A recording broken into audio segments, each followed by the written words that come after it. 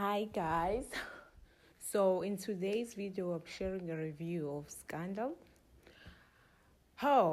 Kuningi okwenzekile eScandal kuleli sonto leli. Firstly, we saw Uncle Sogu talking to Mr. Moro ubaba kaTiro ezama ukumncenga ukuthi avumele uTiro ukuthi eze emshadweni kaThoriso benopoko. Umalumsoli kuleso sikhathi lezo he has a plan to shoot uTiro.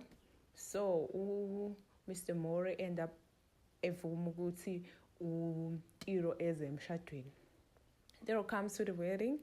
Kwenzeka umshado kuhambe kahle, siyabona uTiro la khona ezama to escape when ebona uwadeni wakhe lo escort to the wedding esakhuluma nefoni azama ukubaleka, kanti uwadeni uzombona ambize fast.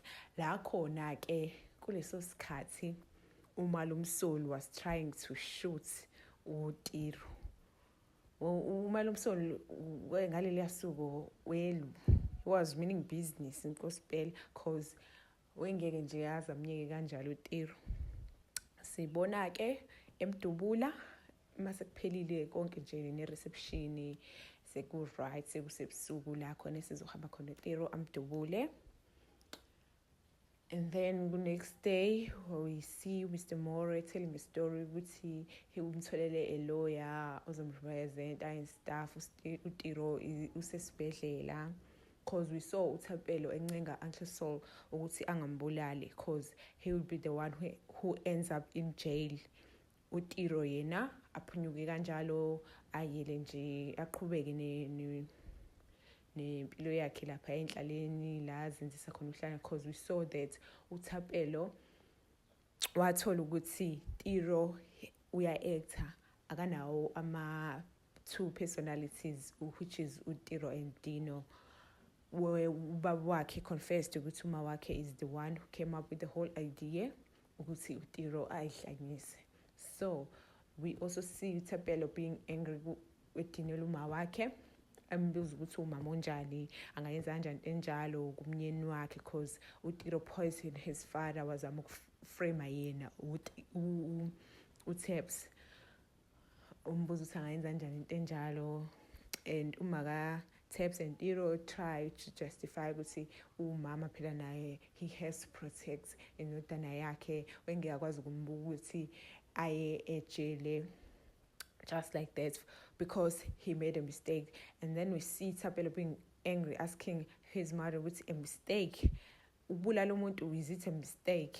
So yabo ba argue back and forth. We also see on Scandal that uBusi uya escape a prison nomngani wakhe abahlangana naye emakhanda abamafizo naye. We escape yakhe uBusi wants to make uNhloso and uDinhle pay for what they have done to her. We see her ephethe amabhomu ehamba nomngani wakhe. We see uBusi eya eflatini la hlala khona uNhloso azenze umuntu olahlekile akhulume noLihle amshuthe, and then she sends the photos to uNhloso. uNhloso comes home rushing, awuhlalisa phansi umndeni wakhe awutshela ukuthi ungakhulumi nanombani cause awatshela ukuthi uBusi ujombile ejele and ubuyele revenge, angabatsheli the whole story, abatshela ukuthi ublame yena for being arrested. Basike siyazi ukuthi uwife uyazi ukuthi kwenzakalani, so abantwana phela abasebumnyameni. We see uBusi eqoqela uNhloso and uDinhle kwi-building yase NFH cause ufuna ukuyibhoma.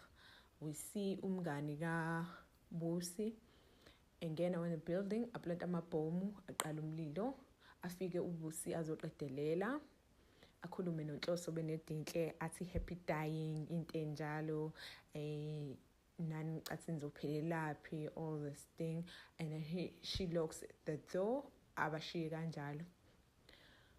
Abasebenzi base NFH babaleke baphume ebhilidini, kusale uNhloso noDinhle emlilweni.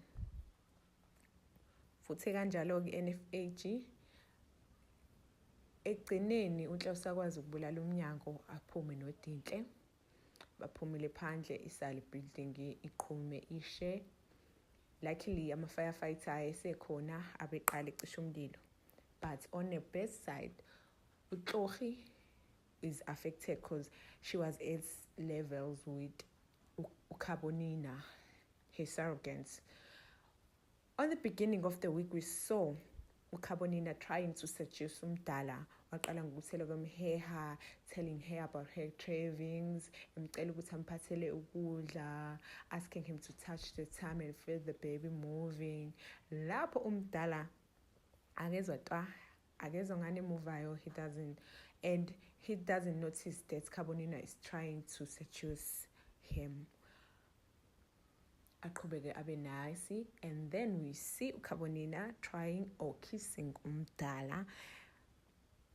Ushuke, and then Ulo, what's this girl name? Lesebenza restaurant, saw them. Athuzotshela uXogi uyababona bekhisana uKhabonina benomdala. Kanti umdala uzoya ekhaya and afike atshele uXogi ukuthi Khabonina tried to kiss her, ukuthi akangabi amncenga kuXogi, akhuluma naye ukuthi ucabanga ukuthi ama-hormones because umkhuzile wathi uKhabonina ama-hormones amenze uxolisile, wathi ama-hormones amenze enze njalo, ngeke kuphinde kwenzeke. uXogi-ke wadinwa-ke ingaleso sikhathi-ke eya e-levels, kanti uzohlangana nale explosion le eyenze ubusiswa efuna ukubhoma uDinhle benoNhloso. Besaxabana kanjalo uXogi noKhabonina. Sibona uXogi esephansi, a whole pole isephezu kwakhe ngelanga le-explosion. Khabonina tried to apologize, akhala athi, I'm gonna be the best surrogate, it's right, Xogi, please wake up and stuff. Yabo nje yazame ekhala. Afike-ke ama-ambulance, phoyisa try to rescue uXogi and umdala. Afike Tepsi, Vuvu bafike. They take Khabonina and Uvuvu to the hospital, and the doctor comes back telling them that Khabonina and the babies are okay. Xogi is still hard to tell for the next 24 hours because ama-ribs certain nama-bones athile athintekile aphukile. So yeah, we're still praying for uXogi to be okay. And we see at the end uDinhle at NFH looking to uba nama-flashbacks awo wonke ama-memories abe nawo lapho e-NFH, all the good times ngesikhathi sithola i-NFH, ngesikhathi sazama ukuba on the tops. We all know ukuthi Dinhle dala azula, guys. Dinhle has been trying, has been working hard. Akekho umuntu who's been through a lot njengoDinhle kwiskandal. Yo, scandal. Give Dinhle a break. She's been through a lot. So we don't know what's going to happen next week, because this is why I hope Dinhle is not leaving the show. I really hope Dinhle is not leaving the show. I also saw that Mthunzi is coming back. So sisazoba namafizio amaningi. We still fighting ifizio le-2 uTiro. Sisazolwa nale-2 Mthunzi because uTiro, I forgot, uTiro acted like Dino on her mother. Umawake wathi, there's no need to be pretending around me. I know that you are faking it. What was umawake ukuthi, who is faking it? Lapho he is faking it. So Mawake was so confused what was happening. So nje, like, sazoshuwa scandal. Hey, I don't know what Mthunzi gonna be bringing this time, because any physio and Khabonina on the other side. I hope he's coming back too, because we're not fan Khabonina. We are not fan Khabonina. Yeah, ne? Kuma nje matata. there are lots of problems. Yeah, ne?